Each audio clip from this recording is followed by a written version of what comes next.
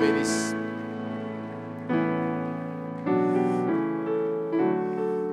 Bonjour à tous. Bienvenue dans la maison de Dieu, bienvenue dans la présence de Dieu. Et grande est ma joie de vous retrouver et de retrouver encore cette chair. Est-ce que nous pouvons nous saluer au nom du Seigneur? Et pourquoi pas, comme dit la Bible, avec un saint baiser, si ça ne vous dérange pas. Et j'insiste, un saint baiser, un saint. Je n'ai vu personne donner à quelqu'un un saint baiser. C'est biblique. La Bible dit plusieurs fois, saluez-vous avec un saint baiser. Que Dieu vous bénisse.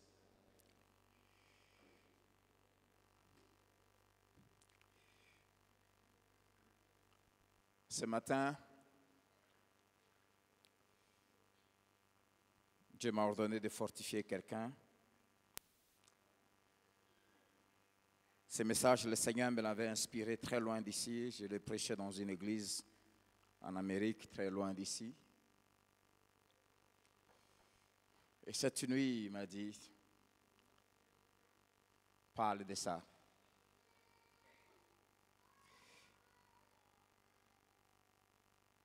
Je ne sais pas quel combat par lequel tu passes, quelles oppositions que tu es en train de connaître.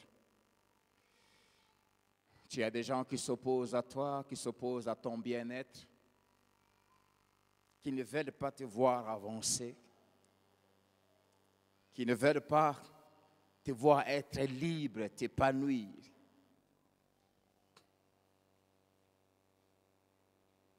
Tu as l'impression que tout s'oppose à toi. Il y a des pharaons qui se sont levés contre toi et qui t'ont dit, tu ne sortiras pas d'ici. Tu ne feras pas un pas de plus dans ta vie. Dieu m'a dit de te dire, et c'est le thème de mon message ce matin, si tu es de son peuple,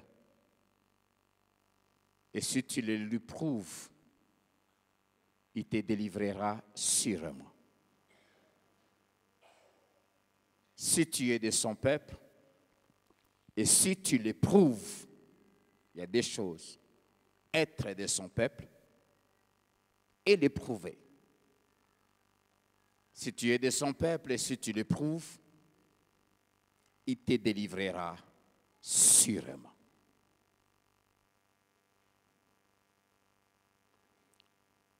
Exode chapitre 4.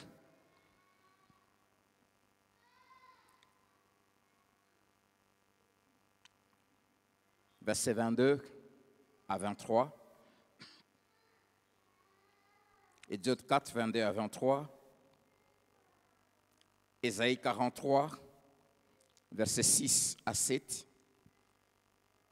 Ésaïe 43, 6 à 7. Et dernier passage. Psaume 91 au 91, 14 à 16. Nous commençons par Exode 4. Quand Dieu a appelé Moïse pour aller délivrer son peuple, il lui a donné cette parole. Tu diras à Pharaon, ainsi parle l'Éternel. Et je suis venu dire à tous tes pharaons, je suis un Moïse pour toi ce matin. Et ce matin, je dis à tous tes pharaons, ainsi parle l'Éternel. Tu peux mettre ton nom. Israël ou Philadelphie, Timothée Benguela est mon fils, mon premier-né. Je t'ai dit, laisse aller mon fils pour qu'il me serve. Toi qui veux être délivré, prends la résolution de servir Dieu.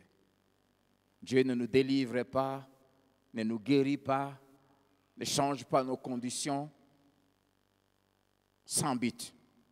Il est fait pour que nous puissions les servir. Laisse aller mon fils pour qu'il me serve. Et je dis à tes pharaons, si tu refuses de les laisser aller, voici, je ferai périr ton fils, ton premier-né. Je dis à tous ceux qui s'opposent à ton épanouissement qu'ils lâchent ta vie. S'ils ne veulent pas, Dieu va les tuer. Ésaïe 43, versets 6 à 7.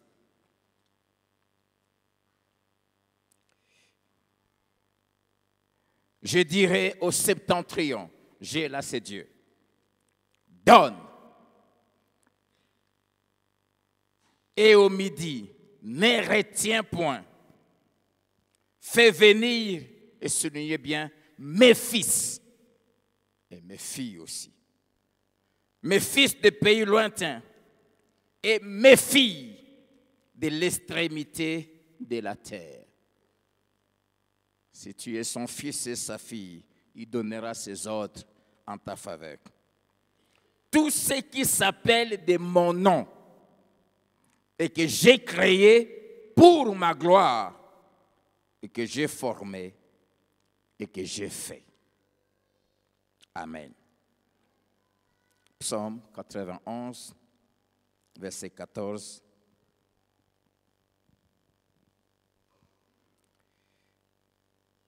À 16. C'est Dieu qui parle. Puisqu'il m'aime, je le délivrerai. Je le protégerai, puisqu'il connaît mon nom. Il m'invoquera et je lui répondrai. Je serai avec lui dans la détresse. Je le délivrerai et je le glorifierai. Je les rassasierai de longs jours. J'aime cette répétition. J'ai. Et je lui ferai voir mon salut. Amen. Si tu es son peuple, son fils ou sa fille, et si tu le prouves, il te délivrera sûrement. Avant d'entrer dans le vif de mon message, j'aimerais te faire ces deux déclarations de la part du Seigneur. Te dire ces deux vérités. La première, Dieu ne permettra à personne de te toucher parce qu'il est jaloux de toi. Dieu ne permettra à personne de te toucher parce qu'il est jaloux de toi. Et pour cela, il le fera pour trois raisons. Il ne le permettra pas pour trois raisons. Premièrement, parce que tu as du prix à ses yeux. Ésaïe 43, verset 4. Tu as du prix à mes yeux. Parce que tu as du prix à mes yeux. Parce que tu es honoré et que je t'aime. Je donne des hommes à ta place et des peuples pour ta vie. Tu as de la valeur aux yeux de Dieu. Si tu es son enfant, sois conscient de la valeur, du prix que tu as aux yeux de Dieu. Et pour prouver que j'ai tellement de la valeur à ses yeux, deuxièmement, il nous a rachetés. Il a payé un grand prix pour nous racheter. Actes chapitre 20, verset 28, parlant aux pasteurs des églises d'Éphèse, Paul leur dit de la part du Saint-Esprit, prenez garde à la manière dont vous allez gérer le troupeau du Seigneur. Son église qui s'est acquise par son propre sang. Et l'apôtre Pierre dit dans 1 Pierre 1, verset 18 à 19, il dit, sachez que ce n'est pas par des choses périssables. Tu n'as pas été acheté par l'argent. L'argent, ce sont des choses périssables. Ni par l'or, Mais vous avez été rachetés de la vaine manière de vivre héritée de vos pères par le sang précieux de Christ. Jésus a payé un grand prix pour notre rachat. Parce que nous avons de la valeur. J'aimerais que tu saches que si tu étais le seul perdu sur la terre, Jésus serait venu uniquement pour toi.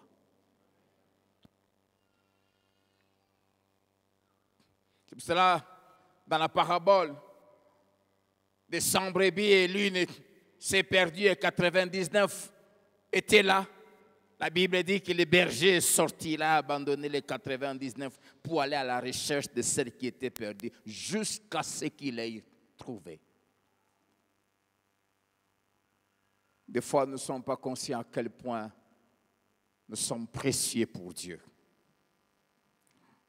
Troisième raison pour laquelle Dieu ne permet à personne de nous nuire et pour laquelle il est jaloux de nous, c'est parce que nous sommes son héritage. Nous sommes sa part. Nous sommes sa gloire. Dans Exode 32, versets 8 à 9, la Bible dit, quand Dieu a créé la terre, il a placé les hommes. Il a fait une séparation comme un géomètre. Comme les géomètres font quand on doit lotir un endroit.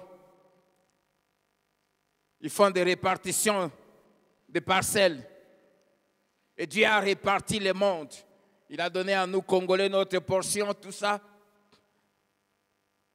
Il a donné à tous les peuples qui sont sur la terre, chacun sa portion.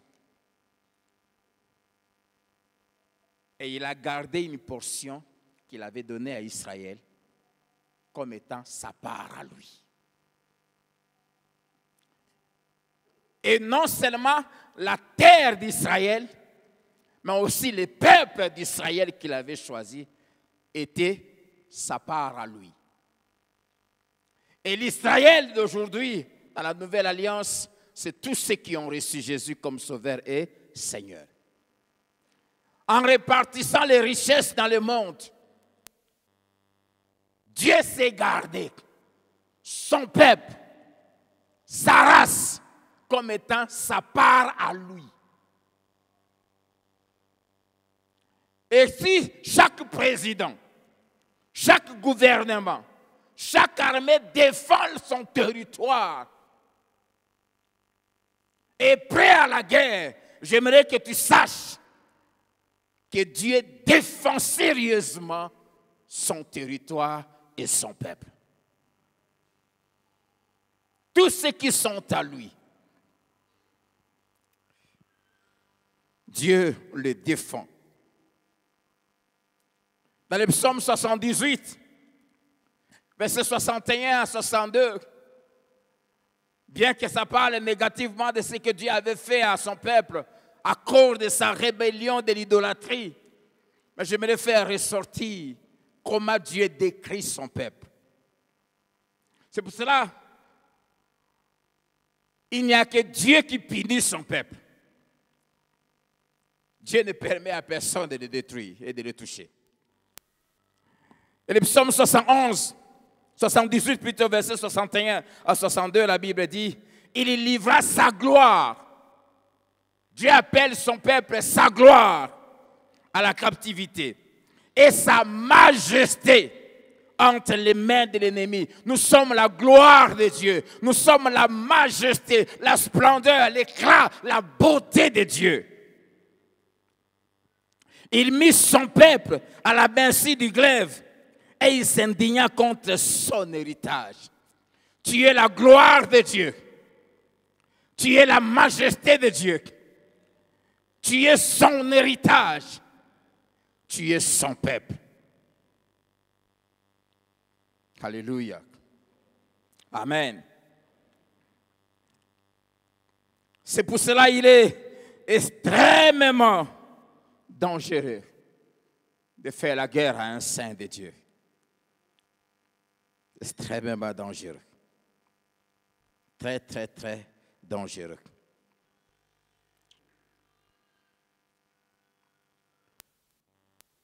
Zacharie chapitre 2, verset 8. Car celui qui vous touche, touche à la prunelle de son aile. Que chacun prenne un peu son doigt. Alors, avance ton propre doigt vers ton œil. Allons-y.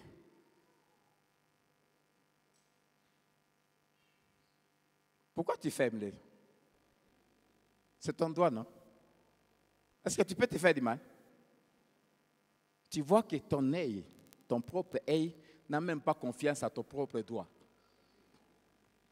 Plus ça s'approche, ça clique. Et Dieu dit que celui qui te touche ose défier Dieu. Ose prendre son doigt et l'approcher vers l'œil de Dieu. Il réagira automatiquement. De la même manière que ta paupière réagit, Dieu réagira aussi automatiquement. Amen. J'aime la version Parole de vie qui dit ceci. Celui qui vous attaque, attaque mon trésor le plus précieux. Alléluia. Apprenons à lire la Bible dans plusieurs versions. Celui qui vous attaque, attaque mon trésor le plus précieux. Dis à ton voisin, tu es le trésor le plus précieux que Dieu a sur terre. C'est pour cela que j'aimerais donner un conseil à quelqu'un, à un petit sorcier qui soit. N'osez jamais être la cause de la souffrance de quelqu'un qui appartient à Dieu. Jamais. N'osez jamais faire pleurer quelqu'un qui appartient à Dieu. N'osez jamais lui faire du mal. Galates 5, verset 10. L'apôtre Paul parlant aux faux docteurs, aux faux enseignants qui étaient venus troubler l'église de Galates, il dit, celui qui vous trouble, quel qu'il soit, emportera la peine. Même un enfant de Dieu, s'il ose troubler un autre enfant de Dieu qui marche avec Dieu, emportera la peine. La version Semeur dit, celui qui jette le trouble parmi vous, qui qu'il soit, recevra son châtiment. Second 21, il dit, il subira sa condamnation. La version Parole vivante dit, quant à celui qui a sémé le trouble, quel qu'il soit, il emportera la responsabilité. Il n'échappera pas au jugement qu'il s'est attiré. Akan, qui était un Israélite, a jeté le trouble par sa convoitise. Ne troublez jamais l'église de Dieu. Ne troublez jamais un chrétien. Ne troublez jamais une famille qui marche avec Dieu. Chaque fois que quelqu'un, vous êtes en conflit avec quelqu'un, cherchez à vous assurer qu'il n'est pas un chrétien et deux, qu'il ne marche pas avec Dieu. Si vraiment il est un vrai chrétien et qu'il plaît à Dieu, tu mets ta vie en danger. J'ai appris à veiller sur ma vie par rapport à ceux qui marchent avec Dieu. Akan avait troublé Israël. Et Josué va lui dire ceci, Josué 7, verset 25. Josué dit, pourquoi nous as-tu troublés? L'Éternel te troublera aujourd'hui. Et tout Israël les lapida. On les brûla au feu. Lui, sa femme, ses enfants et tous ses biens. On les lapida. Le psaume 105, verset 15, Dieu donne cet ordre. Alors que son peuple, sans force, ils étaient très peu nombreux. La Bible dit, ils erraient par-ci, par-là. Mais il n'est permis à personne de les opprimer. Et il a dit au verset 15, ne touchez pas à mes oins, ne faites pas de mal à mes prophètes. Deuxième déclaration que j'ai à te faire, si tu es de la race de Dieu, si tu es de son peuple, il y a des choses que Dieu ne permettra jamais dans ta vie. Parmi ces choses, j'en cite 6. La première, Dieu ne permettra jamais, même quand il va te faire passer par des épreuves les plus compliquées, il ne permettra jamais que tu voies la corruption. Déjà prophétisant par la bouche de David, et Pierre le répète dans sa prédication le jour de la Pentecôte. Il dit, je sais que quand je suis à la droite, ça c'est Jésus qui parle, de mon Seigneur, je suis en sécurité. Même quand il peut livrer mon corps à la mort, il ne permettra pas que je voie la corruption. Si tu es de sa race, Dieu ne permettra pas que tu sois corrompu. Dieu ne permettra pas que tu sois détruit. Jamais. Il y a des choses que Dieu ne permet pas. Il y a des limites que Dieu n'autorise pas au diable de dépasser dans les vies de ceux et celles qui lui appartiennent. Il ne permettra pas que je voie la corruption.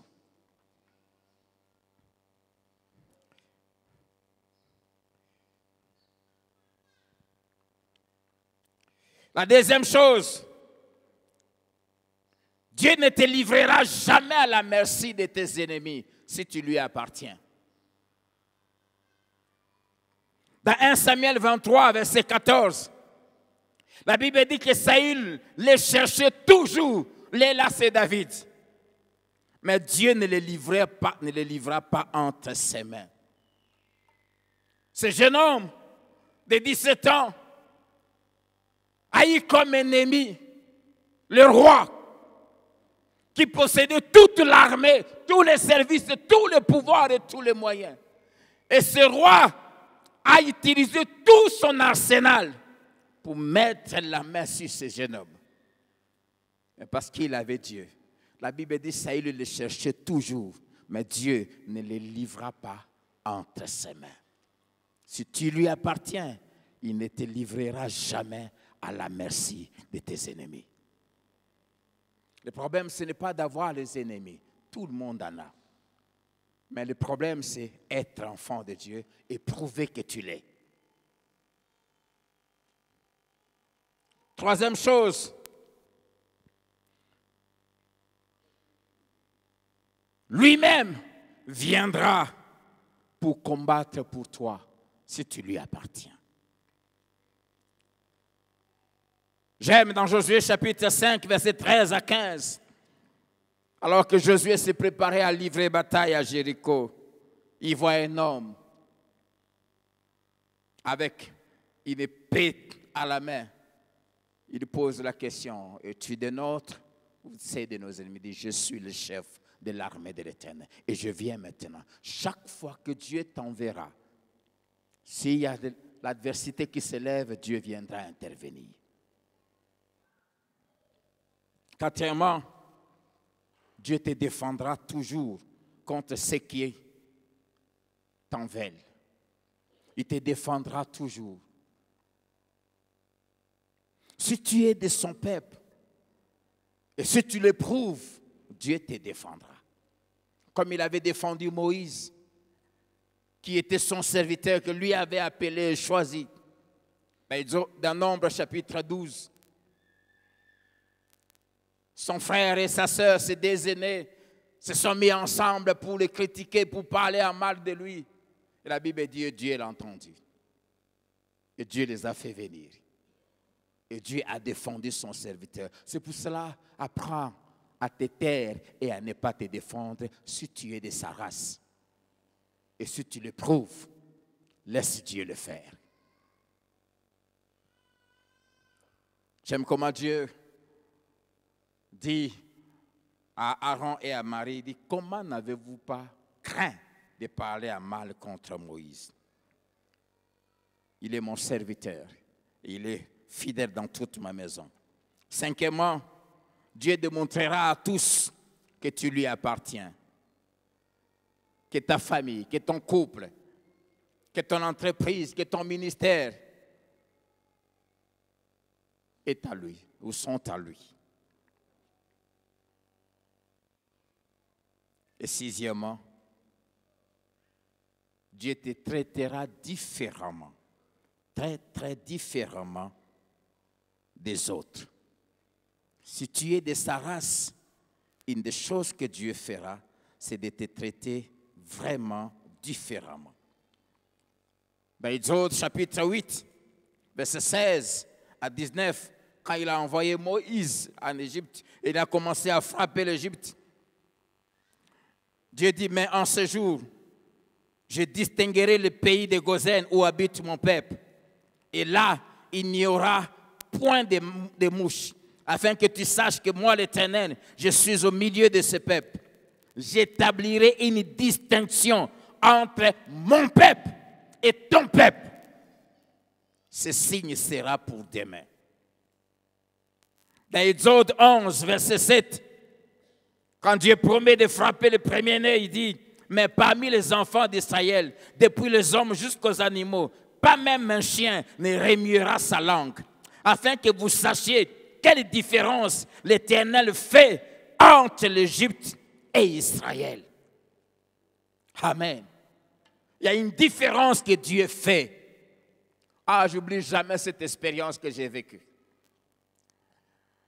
Un couple alors que j'ai passé des moments difficiles, j'avais arrêté les études pendant près de 5 ans. Un couple à l'église un dimanche me dit, Dieu nous a dit de faire de toi notre enfant. Et ils ont commencé à payer mes études. J'ai commencé à vivre chez eux, ils avaient des affaires, des boutiques, tout ça. Et je gérais ces boutiques. Et j'avais fait cette prière en disant à Dieu, pour tous les biens qu'ils m'ont fait, protège ce qui est à eux. Et il est arrivé le pillage de 1991. Quand ça a commencé, je ne savais même pas. J'étais dans l'une des boutiques à Victoire, je vendais. Et puis les coups de balle ont commencé. On est venu me dire, il faut partir. J'ai fermé. Mais avant de fermer, j'ai touché cette porte. J'ai dit, Seigneur, pour tous les biens qu'ils m'ont fait, garde. Le pillage a duré 3 jours. C'était resté une histoire sur cette avenue. Il y a eu un pillage systématique. Boutique après boutique, boutique après boutique, boutique après boutique. Arrivé dans cette boutique-là de ce couple où je vendais, on a sauté. Et on a pillé celle qui suivait. Jusqu'à toutes les boutiques. Elle était la seule qu'on n'a pas touchée.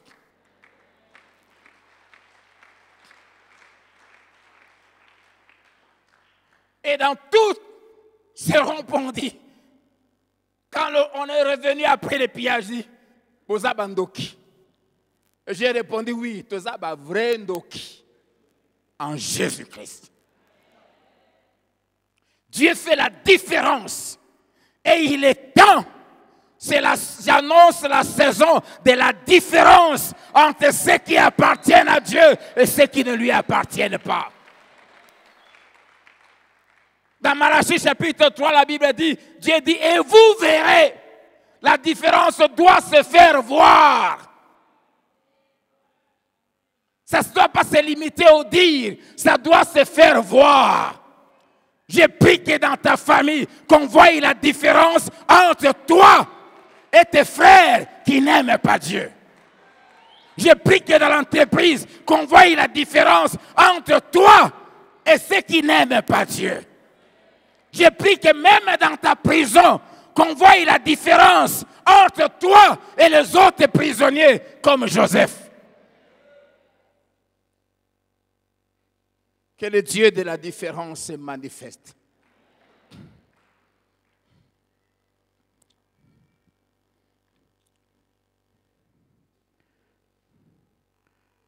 Que Dieu te distingue.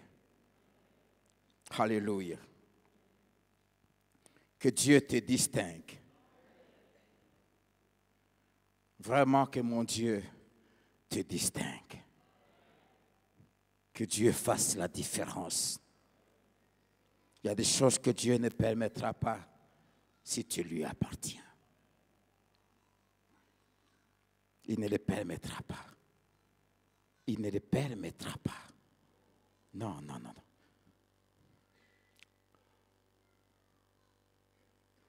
Mais il faut prouver que tu es son peuple.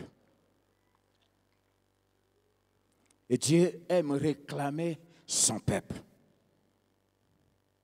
Dieu réclame ceux qui sont à lui. Dieu les réclame. Il dit, laisse aller, et il précise, pronom personnel, mon peuple. Mon. Il m'appartient. Et ça se répète plus de 7 fois dans Exode.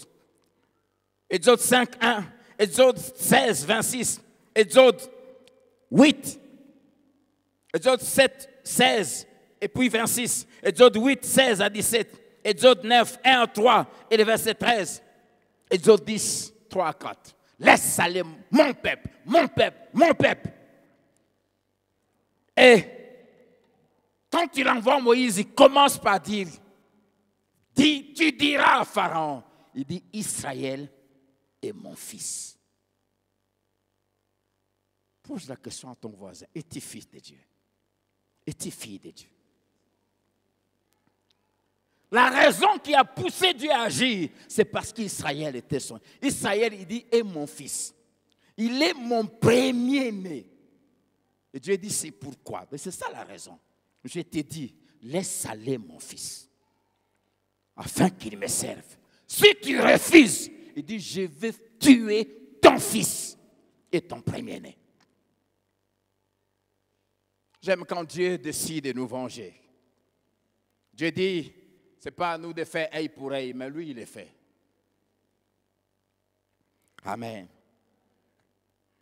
Si tu es fils et fille de Dieu, tu n'es pas un bien sans maître. Amen. Tu n'es pas un bien sans maître. Garde à ceux qui osent te toucher. Tu n'es pas... Dis-toi, je ne suis pas un bien sans maître. J'aimerais dire à tous les sorciers qui combattent ta vie que tu n'es pas un bien sans maître. Tu appartiens à Dieu. Alléluia. Tu es la propriété de Dieu. Mais être son fils ou sa fille, ce n'est pas le déclarer seulement. Il faut le prouver par ta vie et par tes actions. Matthieu 7, versets 21 à 23, Jésus dit, ce ne sont pas tous ceux qui me disent, il déclare, tous ceux qui me disent, Seigneur, Seigneur, qui entreront dans le royaume des cieux. Les dire, ça ne suffit pas. Il dit, plusieurs me diront ce jour-là, ils le diront la bouche. Nous avons fait ceci. Nous avons chassé les démons. Nous avons guéri les malades. Nous avons parlé en langue. Nous avons. Il dit, je leur dirai, retirez-vous de moi, ouvriers de l'iniquité. Je leur dirai, vos dires et vos faire étaient opposés. Être fils et fille de Dieu, c'est quand on te dit et te faire s'accordent. Amen.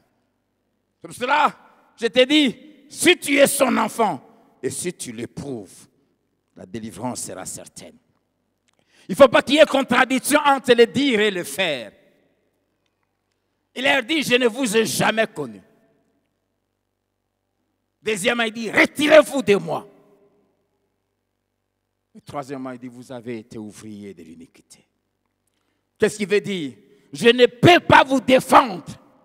Je ne peux pas vous reconnaître devant mon Père Si tu te dis enfant de Dieu et ta vie ne l'éprouve pas, Dieu ne saura jamais te défendre. Dieu ne saura jamais s'engager pour toi. Dieu ne saura jamais mobiliser son armée et tout son arsenal pour toi. Et c'est ça le vrai drame des chrétiens. Plusieurs se plaignent. Pourquoi telle situation? Pourquoi Dieu n'intervient pas? Il ne peut pas intervenir parce que tu ne lui appartiens pas. Tu le dis. Mais tes actes annulent ce que tu dis.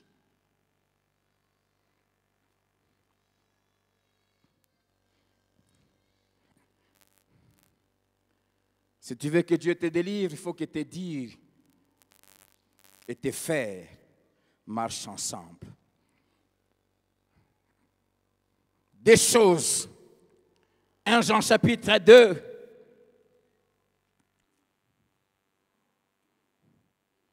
Versets 4 à 6. Celui qui dit, l'église est remplie de gens qui disent, mais qui ne font pas. Celui qui dit, je l'ai connu, et qui ne garde pas ses commandements est un menteur. Et la vérité n'est point en lui. Verset 6. Celui qui dit qu'il demeure en lui doit marcher aussi comme il a marché lui-même. Celui qui dit doit garder les commandements. C'est la preuve. La preuve que tu es de son peuple, c'est quand tu dis que tu lui appartiens et le diable regarde ta marche et ta conduite et il acquiesce et dit oui, vraiment tu lui appartiens. Alors que Dieu tenait une réunion des fils de Dieu avec ses anges, tout ça, le diable arrive aussi. Dieu lui pose la question, d'où viens-tu? Il dit, je viens de parcourir toute la terre et de m'y promener. Et Dieu lui pose la question, as-tu remarqué mon serviteur Job?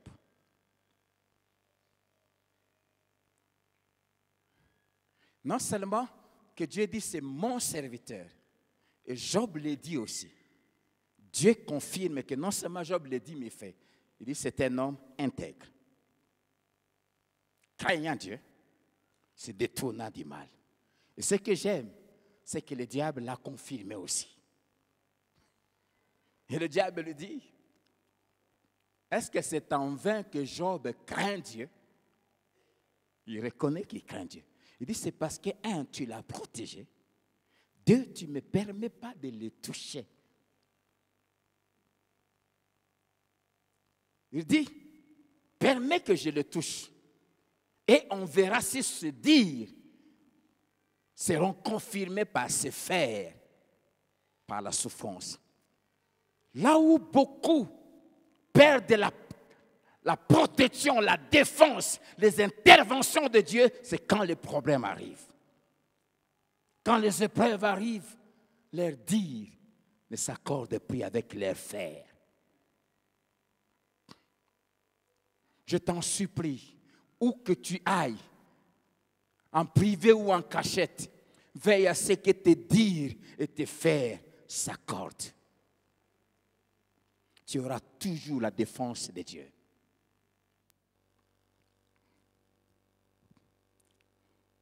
Jacques chapitre 2, verset 14 et 17 à 24 nous donne comment ces deux choses s'accordent. Jacques 2, verset 14. Mes frères, que sert-il à quelqu'un de dire qu'il a la foi s'il n'a pas les œuvres? Cette foi peut-elle le sauver? Nous disons souvent, je crois en Dieu, je crois en Dieu, je crois à la puissance de Dieu. Mais quand tu es face au problème, tu poses des actes qui prouvent que tu ne crois pas à la toute puissance de Dieu.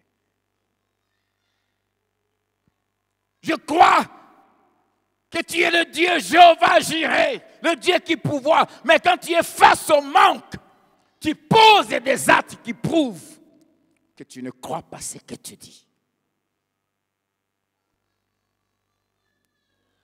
J'entends quelqu'un dire, hé, pasteur Azongi. Azongi vraiment. Il dit, verset 17, il en est ainsi de la foi. Si elle n'a pas les œuvres, elle est morte en elle-même. Mais quelqu'un dira, toi tu as la foi et moi j'ai les œuvres. Montre-moi ta foi sans les œuvres et moi je te montrerai la foi par mes œuvres. Verset 20. Veux-tu savoir, ô homme vain, que la foi sans les œuvres est inutile? Abraham, notre père, ne fut-il pas justifié par les œuvres lorsqu'il offrit son fils Isaac sur l'autel? Tu vois que la foi agissait avec ses œuvres et par les œuvres, la foi fut rendue parfaite. Amen. Abraham avait crié à Dieu. Chaque fois que tu diras à Dieu, je crois que tu es tout puissant, Dieu permettait une épreuve qui doit te pousser à l'éprouver que tu crois à sa toute puissance. Voilà le but des épreuves. C'est pour que tes dires s'accompagnent et s'unissent avec tes faits, afin que Dieu ait le plein droit d'intervenir dans ta vie. Après près de 40 ans de marche avec Dieu, où Abraham disait. Et Dieu va intervenir, Dieu donne l'enfant. Et puis juste après le sévrage, Dieu dit, va me sacrifier l'enfant. Abraham a obéi. Et il a démontré sa foi. Le Saint-Esprit nous dit dans Hébreux 11 qu'il savait que Dieu avait le pouvoir de ressusciter. C'est pour cela qu'il n'a pas hésité. Et quand il a voulu sacrifier l'enfant, Dieu lui dit, je sais maintenant. Je me pose toujours cette question. Après 40 ans de marche, et Dieu dit maintenant. Je sais maintenant que tu crains Dieu. Abraham, maintenant je suis certifié. Après avoir dit ça, c'est là où l'auteur de l'Épître aux Hébreux au chapitre 6 nous dit, Dieu va jurer par un serment. Il dit, je le jure. Jusque-là, Dieu parlait. Depuis Genèse 12, 40 ans durant, Dieu ne faisait que répéter les paroles. Mais il dit, je le jure, parole de l'Éternel, je te bénirai. Et l'auteur de l'Épître aux Hébreux dit, par des choses dont il est impossible que Dieu mente, la promesse et le serment. Je prie que nous amenions Dieu au niveau du serment. Dieu t'a fait beaucoup de promesses. Je t'en supplie. Maintenant, amène-lui à faire un serment à ton égard. Et Dieu fait intervenir les serments. C'est quand tu l'es rassuré que le dire est confirmé par le faire.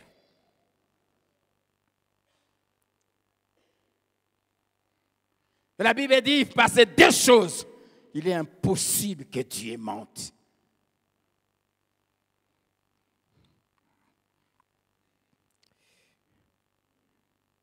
Il faut marcher comme il a marché. Et Dieu interviendra dans tes affaires. 6 preuves qu'il faut donner à Dieu que tu es de son peuple. La première, le verset 4 de 1 Jean 2 que nous avons lu, nous l'a donné. Celui qui dit, je l'ai connu, et qui ne garde pas ses commandements est un menteur. Et la vérité n'est point en lui. Première preuve que tu lui appartiens, c'est quand te dire s'accompagne par l'obéissance au commandement de Dieu. Quiconque désobéit à la parole de Dieu clairement révélée, les ordres, les commandements que Dieu t'a donnés, que tu connais, chaque fois que tu les enfreins, tu dis à Dieu que tu ne les connais pas, que tu n'es pas de son peuple. Celui qui dit et qui n'obéit pas est un menteur. Les résultats de l'obéissance. Le psaume 81, versets 14 à 17. Dieu s'exclame et dit, « Oh, si mon peuple m'écoutait, si Israël marchait dans mes voies. » Il dit, en un instant, les résultats de l'obéissance, c'est que Dieu interviendra dans tes affaires et dans tes combats d'une façon immédiate. En un instant. Dieu ne différera jamais ses interventions dans ta vie. Ce qui pousse Dieu à différer ses interventions, c'est quand nos dires ne sont pas confirmés par l'obéissance à sa parole. En un instant, il dit, je confondrai ses ennemis. En un instant, j'agirai dans sa vie. Et vous connaissez Deutéronome 28, verset 1 à 13, qui parle des conséquences de l'obéissance. Dieu te donnera la supériorité sur tous tes ennemis. Il bénira tout ce qui est à toi. Il protégera ce qui est à toi. Il te donnera la victoire. Et il fera de toi un peuple saint. Deuxième preuve que je suis, deuxième preuve que je donne à Dieu que je lui appartiens, c'est que quand je dis que je lui appartiens, je dois aussi aimer ceux qui lui appartiennent, ces autres enfants de Dieu. Aimer les frères et sœurs en Christ. 1 Jean chapitre 2, versets 9 à 11. Celui qui prétend être dans la lumière, prétend dire, et qui est son frère, est encore dans les ténèbres. Celui qui aime son frère demeure dans la lumière, et aucune occasion de chute n'est en lui. Mais celui qui est son frère est dans les ténèbres. Il marche dans les ténèbres et il ne sait où il va, parce que les ténèbres ont aveuglé ses yeux. Chapitre 3, 1 Jean chapitre 3, versets 14 à 15. Nous savons que nous sommes passés de la mort à la vie parce que nous aimons les frères. Passer de la mort à la vie, c'est ça, la nouvelle naissance. Que notre sœur nous avait prêché ici pendant la convention de la jeunesse. Nous savons que nous sommes passés de la mort à la vie parce que nous aimons les frères. Celui qui n'aime pas demeure dans la mort. Il est encore spirituellement mort, païen. Quiconque est son frère est un meurtrier. Et vous savez qu'aucun meurtrier n'a la vie éternelle demeurant en lui. Versets 17 à 19, toujours du chapitre 3. Si quelqu'un possède les biens du monde et que voyant son frère dans les besoins, son frère ou sa sœur, il lui ferme ses entrailles, comment l'amour de Dieu demeure-t-il en lui? Petits enfants, n'aimons pas en parole et avec la langue. Les grands problèmes des chrétiens, leur amour est dans la langue, pas dans les actes. N'aimons pas en parole et avec la langue, mais en action et avec vérité. Quiconque déclare qu'il est né de Dieu, il doit avoir de l'amour, et pas un amour qui se dit, mais un amour qui s'éprouve par les actes. Et l'apôtre donne un exemple. Comment tu peux dire que tu aimes ton frère et ta sœur quand tu as quelque chose dans ta poche et tu les vois mourir de faim et tu ne le donnes pas?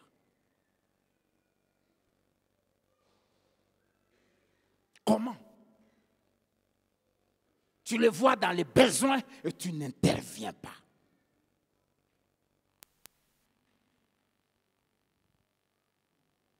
Tu te dis enfant de Dieu. La preuve qu'on est né de Dieu, qu'on est enfant de Dieu, c'est qu'on aime les autres frères. On fait passer l'amour envers les frères en Christ avant l'amour envers nos frères biologiques. La Bible dit, aussi longtemps que cela dépend de vous, faites du bien à tous les hommes. Mais d'abord, en premier lieu, à vos frères et sœurs dans la foi. Si vous voulez savoir que quelqu'un est un païen, vous n'avez pas besoin d'être prophète, ni de révélations. S'il vous déteste, c'est un païen. Si vous connaissez que vous êtes un vrai chrétien, quand un autre chrétien vous combat, c'est un païen. Je l'ai déjà dit ici plusieurs fois. C'est ce que Jésus avait dit aux Juifs, qui se déclaraient être enfants d'Abraham. Il dit, mais vous voulez me tuer? Ça, Abraham ne l'a jamais fait.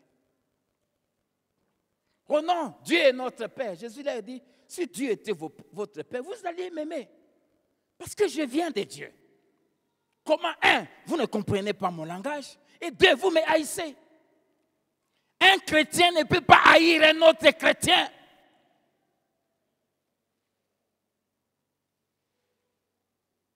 Quand quelqu'un se dit chrétien et il cherche à te détruire, c'est un faux.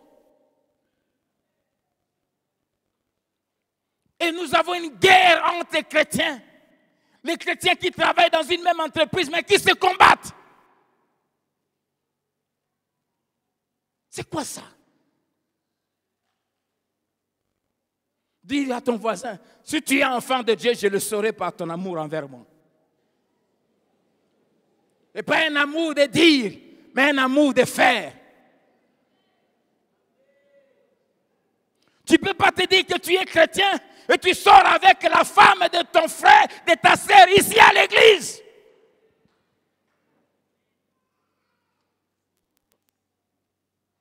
Ces choses se font à l'église.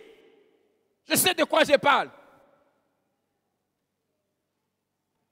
Tu es une fille du diable sortie tout droit des entrailles de Satan.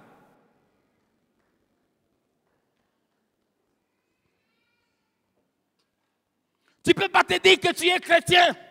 Ton frère t'associe dans ses affaires et tu les roules. Au Mélie Benza. Et puis tu es à l'aise. Tu viens aussi à l'église tranquille.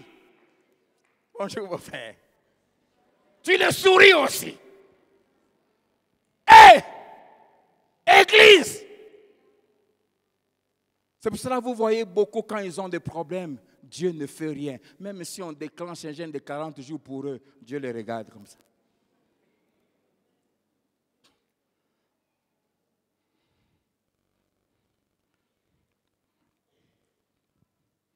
Quand on aime le frère, vous savez les résultats c'est quoi?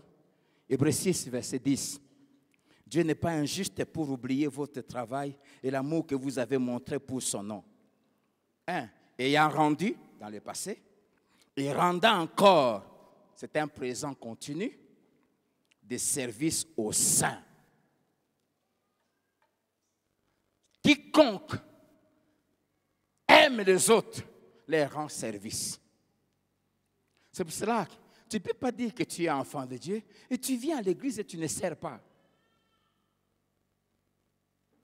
Les bancs sur lesquels vous êtes, les chaises sur lesquelles vous êtes assis, il y a vos frères et sœurs qui étaient ici à 6 heures du matin pour les ranger. 6 heures. Peut-être toi, tu n'étais même pas encore dormi, plutôt réveillé. C'est propre ici. Il y a tes frères et sœurs qui ont lavé ça ici hier avec de l'eau. De 7 heures jusqu'à presque 14 heures. Ces chaises-là sont propres. Il y a des frères de la jeunesse qui les ont nettoyées hier avec le savon. De 7 heures. Ils sont même plus rentrés, puis ils ont commencé la réunion à 16 heures. Et la Bible dit que Dieu ne peut jamais oublier ça. Quelqu'un qui rend des services aux saints, quand un malheur lui arrive, Dieu intervient. Je vous donne un exemple dans la Bible, Tabitha. Quand Tabitha est morte, elle avait rendu des services aux veuves saintes, aux rachetées de Christ. Et les autres veuves ont fait venir Pierre en disant, elles n'ont même pas parlé, elles ont simplement pris les œuvres de Tabitha et elles ont présenté ça à Pierre. Ces femmes avaient presque séquestré Pierre. Et en séquestrant Pierre, ils ont séquestré Dieu. En disant à Dieu, elle ne peut pas mourir. Nous refusons cela. Il y a quelqu'un parmi nous qui a tellement fait du bien à cette église. Tellement. Il a beaucoup contribué pour qu'on aille acheter cet endroit. Et puis il s'est retrouvé un jour malade, mourant. Je l'ai amené moi-même à l'hôpital.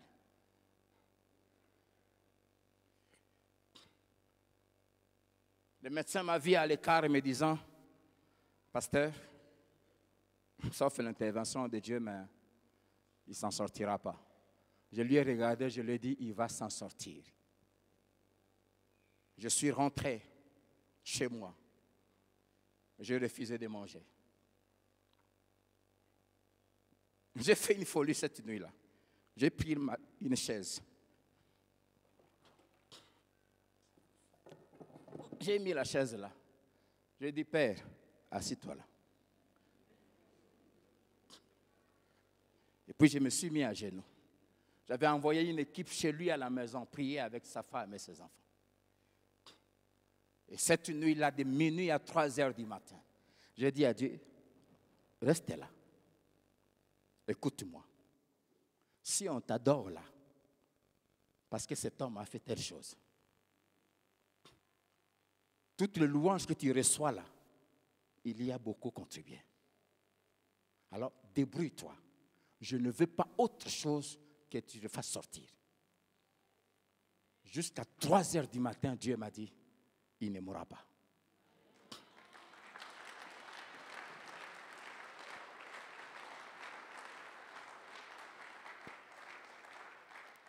Et le matin, j'ai appelé sa femme, j'ai dit, tu vas retrouver ton mari. Il est en train de me regarder pendant que je parle. Il est au milieu de nous.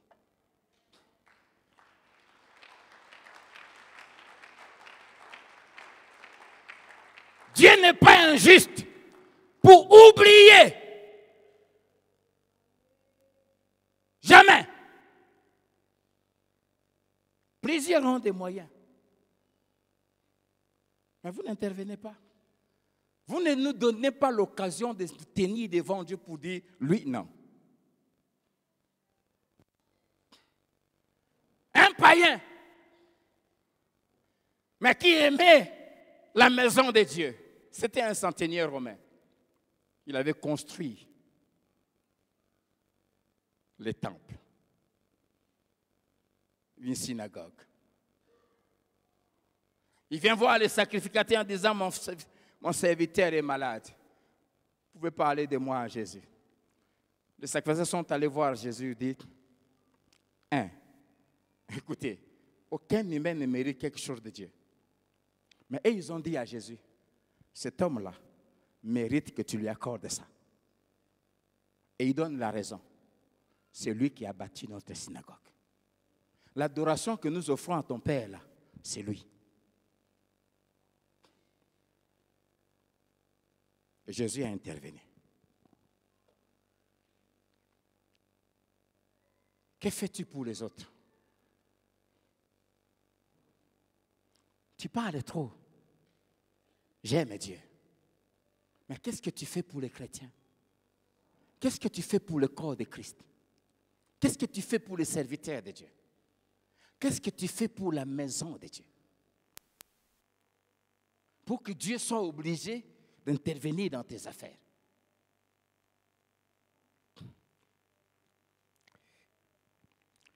Troisième preuve qu'on donne à Dieu qu'on l'aime. Celui qui aime Dieu n'aime pas le monde. Vous connaissez bien ce passage, 1 Jean 2, 15 à 17. N'aimez point le monde ni les choses qui sont dans le monde. Si quelqu'un aime le monde, l'amour du Père n'est point en lui. Car tout ce qui est dans le monde, la convoitise de la chair, la convoitise des yeux et l'orgueil de la vie, ne vient point du Père, mais vient du monde. Quelqu'un qui est né de Dieu, un vrai chrétien, n'aime pas le monde.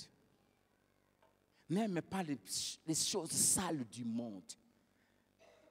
C'est quoi aimer le monde? J'aimerais vous donner quelques signes pour savoir si vous aimez le monde ou pas. Premièrement, combien de temps investissez-vous dans les choses de Dieu par rapport aux choses du monde? Sur les 24 heures que Dieu vous donne, combien de temps vous investissez pour Dieu? Si vous évaluez votre investissement dans la gestion de votre temps, vous saurez que vous aimez plus le monde que Dieu.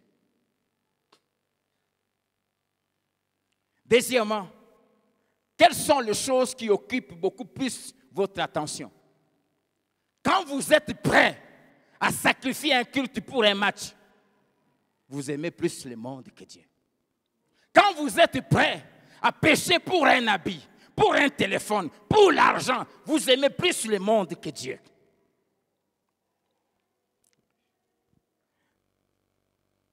Montre-moi les personnes que tu fréquentes et je te dirai si tu es enfant de Dieu ou si tu es païen. Les gens avec qui tu aimes, tu es à l'aise, avec qui tu passes beaucoup plus de temps. Quelle est la place que Dieu occupe dans leur cœur? Si tu es plus à l'aise avec les sans-Dieu, tu peux être sûr qu'il n'y a rien de Dieu chez toi. Jusque-là.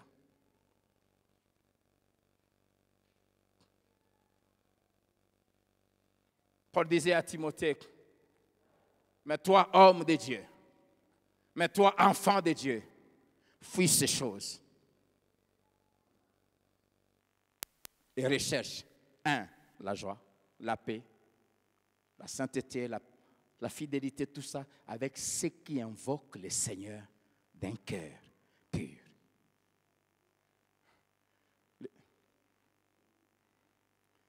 Es-tu enfant de Dieu? Quand tu es devant la télé, tu es plus intéressé à regarder quoi?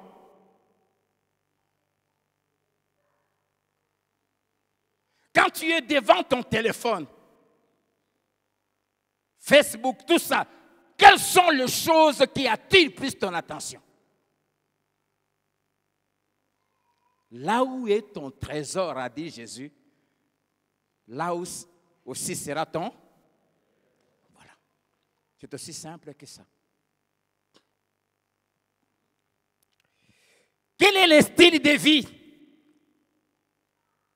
que tu mènes? Qui sont les gens qui t'emballent? C'est-à-dire qui sont tes modèles?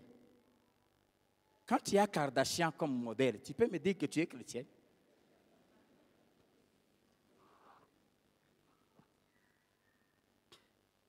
Amen. Qui sont les gens que tu aimes? Bon, que tu aimes souvent appeler mon idole. Qui sont-ils? Quel est leur poids dans la balance divine? Quelle est la place que Dieu occupe dans leur cœur?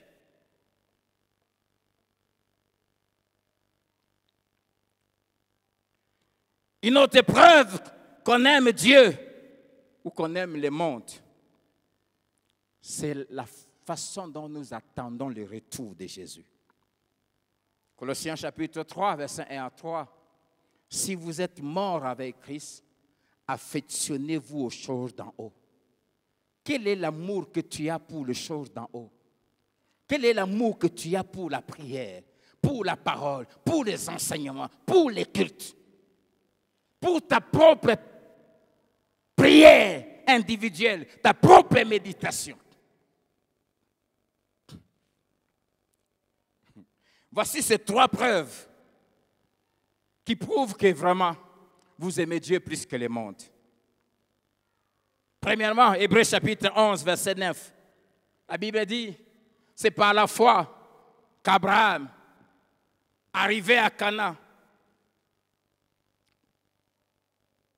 bâtit des tentes et il habita dans les tentes alors que cet homme était extrêmement riche. La Bible dit pourquoi? Parce qu'il attendait le royaume où Dieu est le constructeur et le bâtisseur. Votre style de vie, la façon dont vous dépensez de l'argent et les choses dans lesquelles vous investissez cet argent-là, par rapport au royaume des cieux et aux choses du royaume, vous montrez si vous aimez Dieu plus que le monde.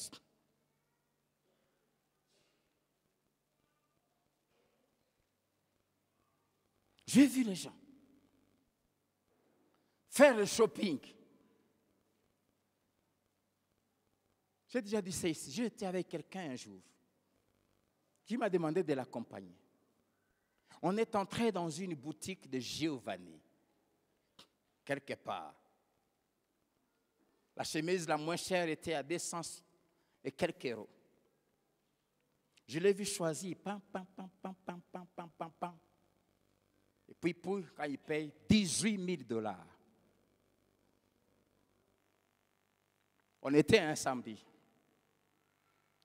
Dimanche, on se retrouve à l'église, quelque part, assis à mes côtés.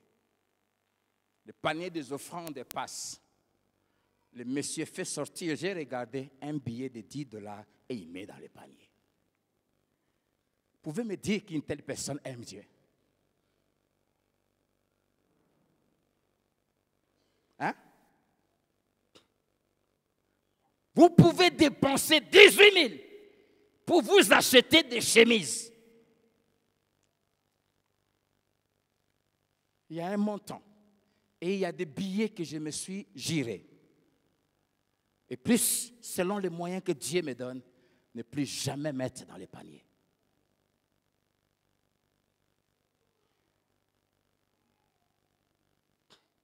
Nous crions beaucoup, j'aime Dieu. Et quand Dieu regarde, est-ce que vous savez que Dieu aussi regarde les paniers? Lisez la Bible. Jésus était dans les temples, la Bible dit, c'était le moment des offrandes, et Jésus regardait ce que les gens mettaient. Et les yeux de Dieu sont tellement perçants, plus que l'aigle, qu'il voyait ce que chacun mettait. Et il va dire, tous ont mis le superflu. Ça veut dire quoi superflu? Ça veut dire que par rapport à ce qu'ils gagnent, et à ce qu'ils ont donné, bien aimé, vous dépensez combien pour les unités?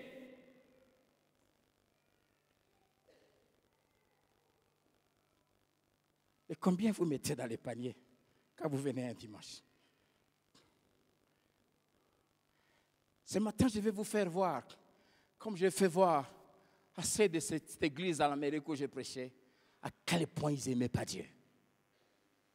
J'ai vu des gens pleurer après.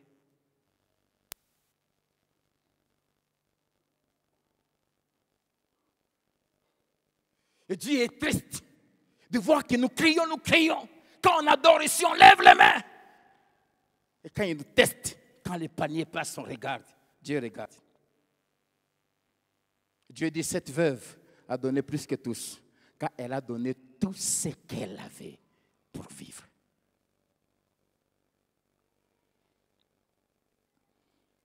Et ce qui se passe, c'est quoi? Quand vous avez des problèmes, vous criez à Dieu, lui aussi il vous regarde. Parce qu'il sait que vous ne l'aimez pas. Des épreuves, qu'on aime Dieu, qu'on aime le royaume des cieux, qu'on l'attend. C'est la façon dont on se purifie. 1 Jean 3, verset 1 à 3. Nous sommes maintenant, bien-aimés enfants de Dieu. Et ce que nous serons n'a pas encore été manifesté.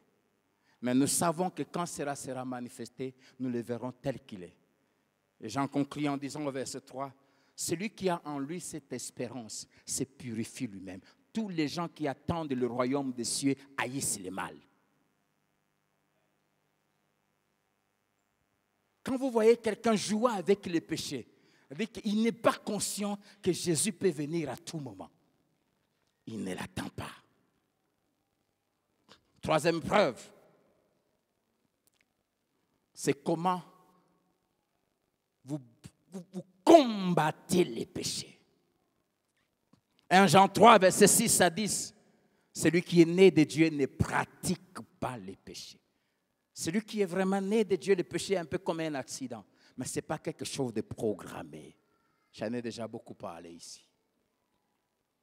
Les gens qui programment les mal, qui sont à l'aise, j'ai déjà donné ici plusieurs fois l'exemple, par exemple, de l'impudicité. C'est un péché toujours programmé, planifié, réfléchi. Les gens qui volent, ce sont des péchés planifiés.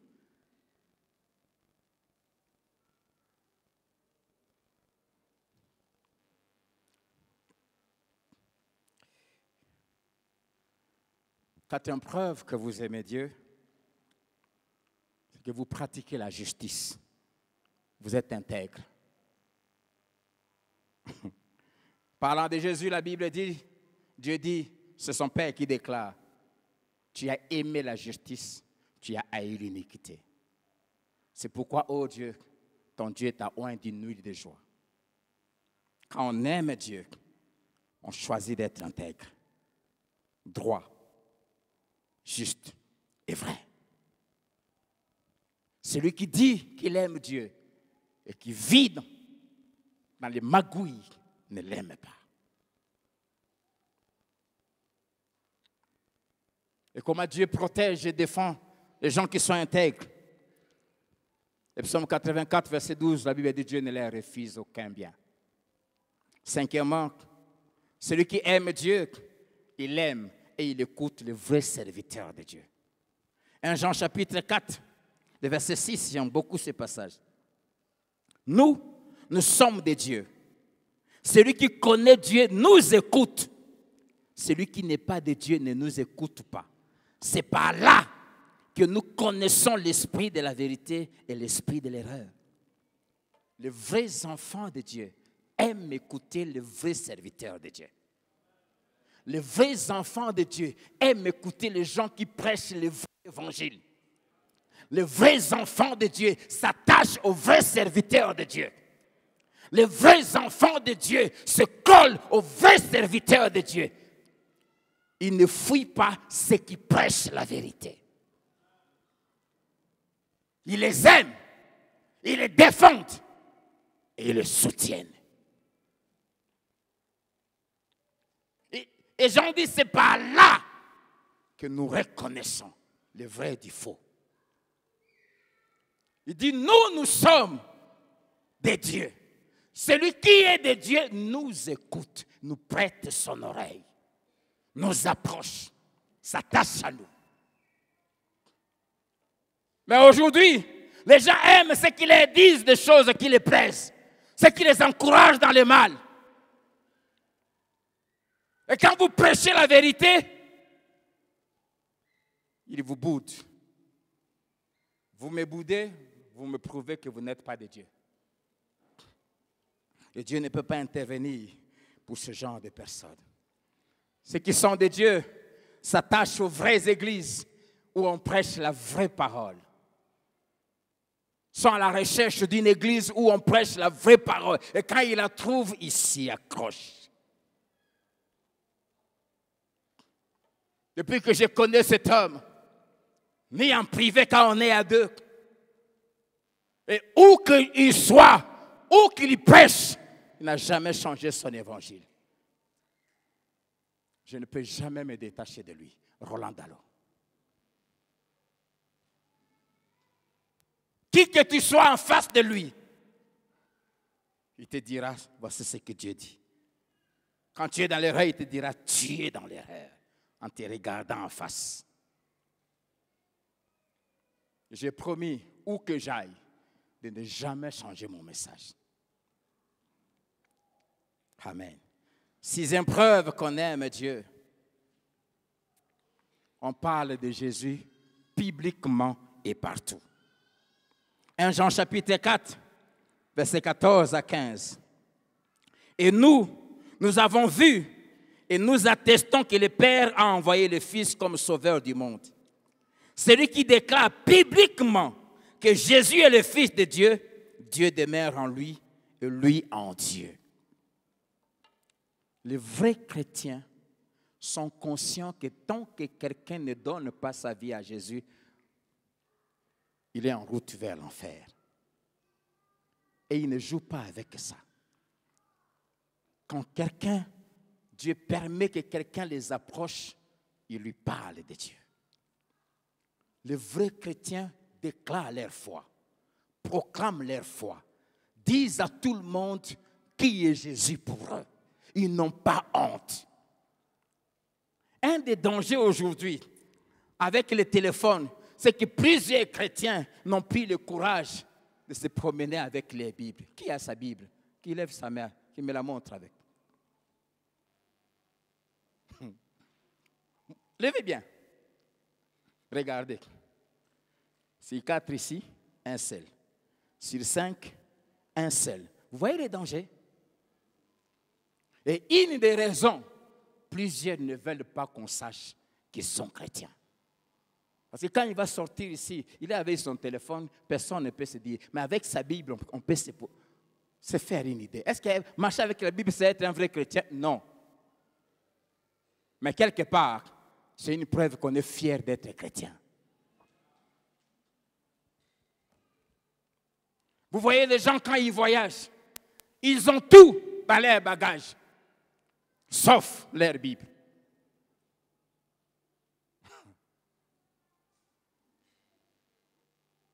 Sauf leur Bible. Vous voyez les gens dans les avions, ils lisent tout, sauf leur Bible. Et souvent, quand j'ouvre ma Bible dans l'avion, j'ai toujours des voisins qui ouvrent les yeux, qui me regardent. Je n'oublie jamais, j'allais dans un pays étranger très loin d'ici. Ce jour-là, j'étais en business et puis, vous voyez souvent les gens qui entrent en business, j'ai ouvert ma Bible. Je viens, monsieur qui était à côté, j'ai compris que ce qui était derrière, c'était ses gardes du corps. C'était certainement l'autorité d'un pays. Mais regardez, et puis fait ça. Donc il s'est dit, il y a encore des gens qui peuvent être en cet endroit ici et lire la Bible. Oh, j'étais pris. Jésus a dit, celui qui aura honte de moi devant les hommes, moi aussi j'aurai honte de lui devant mon Père. Vous comprenez pourquoi Dieu ne sait pas vous défendre quand vous avez des problèmes, même quand vous priez? Parce que vous avez honte de lui. Vous n'êtes pas fier de dire qui vous êtes. Vous ne parlez jamais de lui. On s'était entendu que chaque dimanche, chacun invite au moins quelqu'un. Qui a invité quelqu'un aujourd'hui? Gloire à Dieu, que Dieu te bénisse, ma fille. Je conclus par ces 4 choses que Dieu fait toujours. Si, 1, nous sommes de son peuple, et 2, nous les déclarons et nous les prouvons. Dans Exode 2, versets 24 à 25,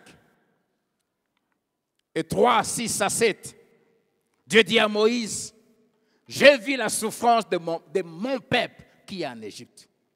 J'ai vu l'oppression que lui font subir ses oppresseurs. Il dit, et je suis descendu pour les délivrer. Maintenant, va, je t'enverrai vers Pharaon et tu feras sortir mon peuple. Première chose que Dieu fera, si tu es de son peuple, si tu le prouves par ta vie, il verra ta souffrance. Dieu ne sera jamais insensible à ta souffrance.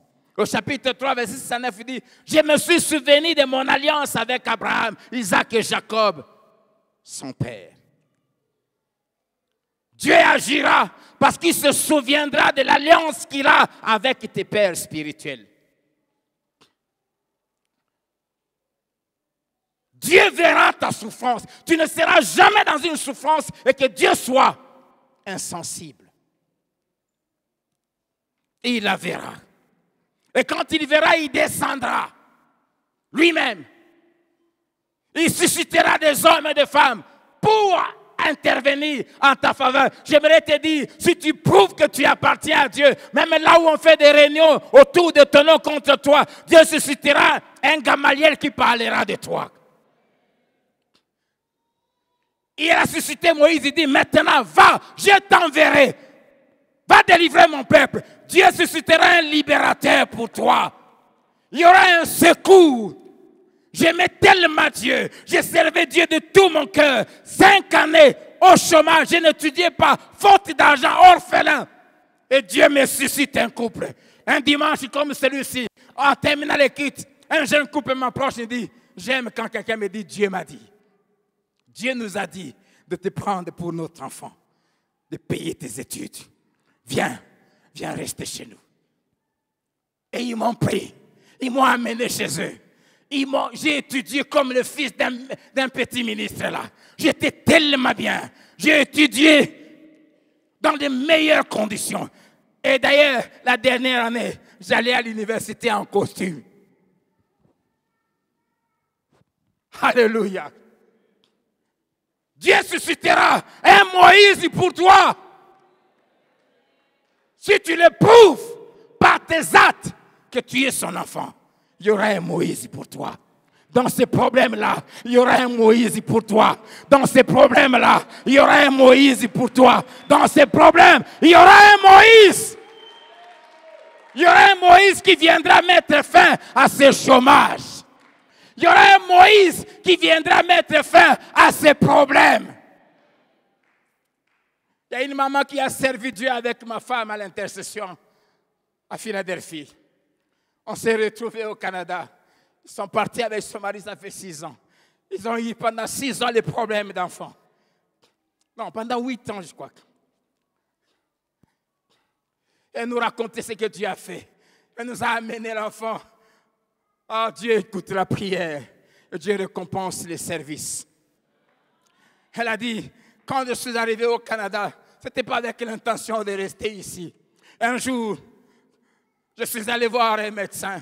J'étais parti pour un problème autre que ça. Le médecin me regarde, tu es marié? Oui. Depuis quand? Oui. C'est-à-dire combien d'enfants? Je dis pas encore. Je dis, comment ça? Je lui explique les problèmes.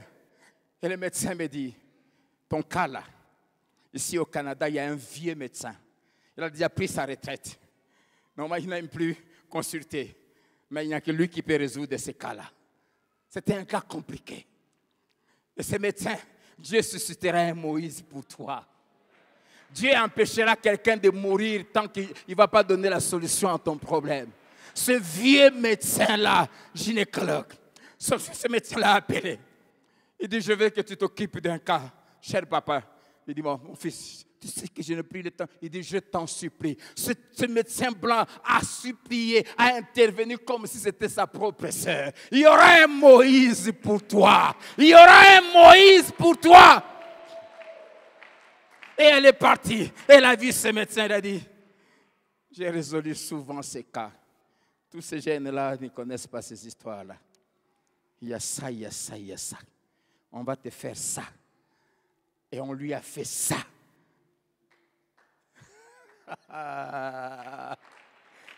Elle est venue avec son mari dans l'appartement. J'avais cet enfant-là. Là où je suis allé prêcher ces messages, ils nous ont suivis dans cette ville-là, très loin, pour prier avec nous.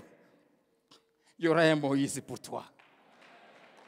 Deuxième chose que Dieu fera, si tu es son enfant, tu l'éprouves.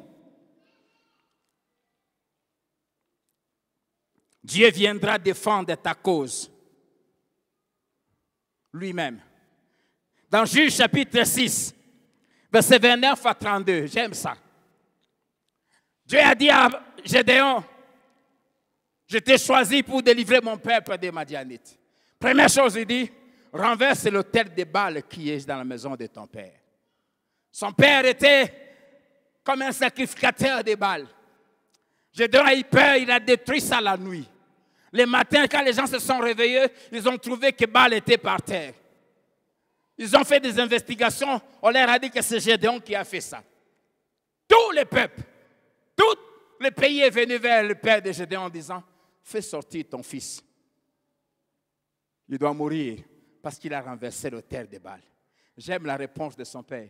Il dit, mais qui êtes-vous pour défendre Baal? Si Baal est Dieu, qui défende sa cause parce qu'on a renversé son autel.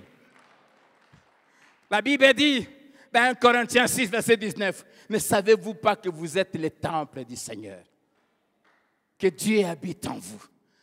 Si tu es l'autel de Dieu, quiconque viendra te renverser, Dieu va se défendre. Si Baal est Dieu, qu'il défende sa cause. Et j'aimerais te dire, j'ai un Dieu et il défendra sa cause. Si tu es comme moi, enfant de Dieu, et si tu l'éprouves, quand quelqu'un viendra t'attaquer, Dieu, parce que tu es son autel, te défendra. Tu n'as pas besoin d'aller chercher un frère ministre, un frère général. Non, dis à Dieu, je suis ton autel. On me menace, on me nuit. Seigneur, lève-toi, défends ton fils, défends ta fille, défends ta maison.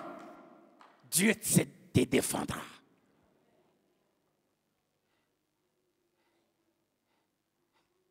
Tu n'as pas besoin de te défendre. Dieu te défendra. Troisième chose que Dieu fera. Dieu, donnera des ordres pour toi. Nous l'avons lu dans Isaïe 43, versets 6 à 7. Il dit, je dirai au septentrion, donne. Et au midi, ne retiens pas. Quiconque retient un centimètre carré qui t'appartient. Quiconque retient un domaine de ta vie. Tout ce que je te demande, tu n'as pas besoin d'aller de gêne en gêne. Ce que tu as besoin, c'est de prouver à Dieu par ta vie que tu lui appartiens. Et il donnera les ordres. S'il y a un sorcier quelque part qui aurait bloqué quelque chose qui t'appartient, Dieu lui dira, lâche ça. Dieu donnera des ordres. Il dit, je dirai au septentrion, donne. Et au midi, ne retiens pas. Et ce matin, je dis à tous les sorciers qui lâchent ta vie. Ce matin, je dis à celui qui combat ta promotion, qu'il les lâche. Mais Dieu précise, tout ce qui s'appelle de mon nom, que j'ai créé pour ma gloire, que j'ai formé. Qui a créé ton mariage? Le mariage là pour lequel tu pleures, tu demandes à Dieu d'intervenir. Qui l'avait créé? Qui a créé ton entreprise là? Quand Dieu n'a pas été au début de quelque chose, il ne sera ni au milieu ni à la fin. Vous comprenez pourquoi Dieu n'intervient pas dans beaucoup de choses pour lesquelles on lui demande d'intervenir? Il n'en est pas l'auteur. Les enfants d'Israël ne se sont pas retrouvés en Égypte par leur volonté. C'est Dieu qui les avait amenés là-bas. Dieu a dit à Jacob, ne crains pas de descendre en Égypte. Moi-même, je t'y amènerai et moi-même, je te ferai sortir. Là où tu te trouves là, qui t'a fait entrer là-bas? Vous savez pourquoi je ne peux pas être détruit dans cette ville? Je ne suis pas ici par moi-même. Vous savez pourquoi cette œuvre ne peut pas être détruite? Elle n'est pas sortie de mes entrailles. Ce n'est pas moi qui l'ai engendrée. Ce n'est pas moi qui l'ai conçue. Elle est sortie des entrailles de Dieu. Personne ne la détruira. Il donnera des ordres en ta faveur. Mais tu dois lui appartenir. Tu dois sortir de lui. Il doit être l'auteur de ce que tu fais. Il doit être le créateur. Il doit être celui qui a formé, celui qui a fait. Et tout cela, il dit que j'ai fait, que j'ai formé pour ma gloire. Cette œuvre-là doit être pour la gloire de Dieu. Si tu veux que Dieu défende ton mariage doit être pour la gloire de Dieu. Ton travail doit être pour la gloire de Dieu. Tes affaires doivent être pour... Ce que Dieu a créé, il ne les crée pas pour nous. Tout a été créé par lui et pour lui.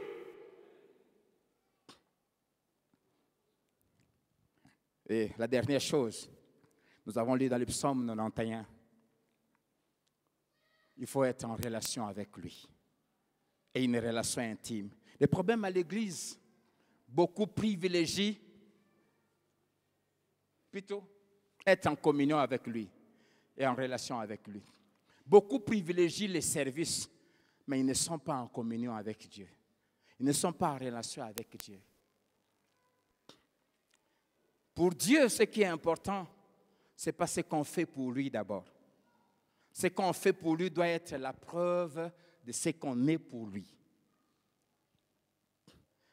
Dieu dit, puisqu'il m'aime, je le délivrerai. Est-ce que tu aimes Dieu? Deuxièmement, il dit, puisqu'il connaît mon nom. Et troisièmement, il dit, il m'invoquera. Là où il y a relation et intimité, il y a ces trois choses. On aime Dieu. On connaît le nom de Dieu. Et la Bible dit, tous ceux qui connaissent ton nom se confient en toi. La preuve qu'on connaît Dieu, c'est qu'on lui fait confiance. Et là où il y a confiance, il y a obéissance, comme on a dit. Puisqu'il m'aime, puisqu'il connaît mon nom, et parce qu'il m'invoque l'intimité. Et là où il y a ces trois choses, l'amour pour Dieu, la connaissance de son nom et la prière, on invoque son nom, il y a toujours ces 7 résultats. Dieu dit, 1, je lui répondrai. 2, il dit, je les délivrerai. 3, il dit, je les protégerai. 4, il dit, je serai avec lui dans la détresse. Quand il permet quelque chose qui te fait pleurer, il sera là. 5, il dit, je les glorifierai. Quiconque est enfant de Dieu doit savoir qu'il connaîtra l'honneur, il connaîtra la gloire, il connaîtra l'élévation. C'est pour cela l'élévation, on ne la fabrique pas. L'élévation, on ne la tripote pas. C'est Dieu qui élève. Je le glorifierai. 6, je les rassasierai de longs jours. Tu vivras longtemps. Tu vieilliras. Les ennemis ne comprendront pas, ils ont tout fait, poison, tout, mais tu vis toujours. Tu vivras longtemps. Et 7, je lui ferai voir mon salut. J'aime ça. Je lui ferai voir. Et je peux t'assurer que tu verras le salut, c'est-à-dire la délivrance de Dieu dans tous les problèmes. Et c'est là tous les jours. Si tu es de son peuple, et si tu l'éprouves par ta vie et par tes actions, que Dieu te bénisse.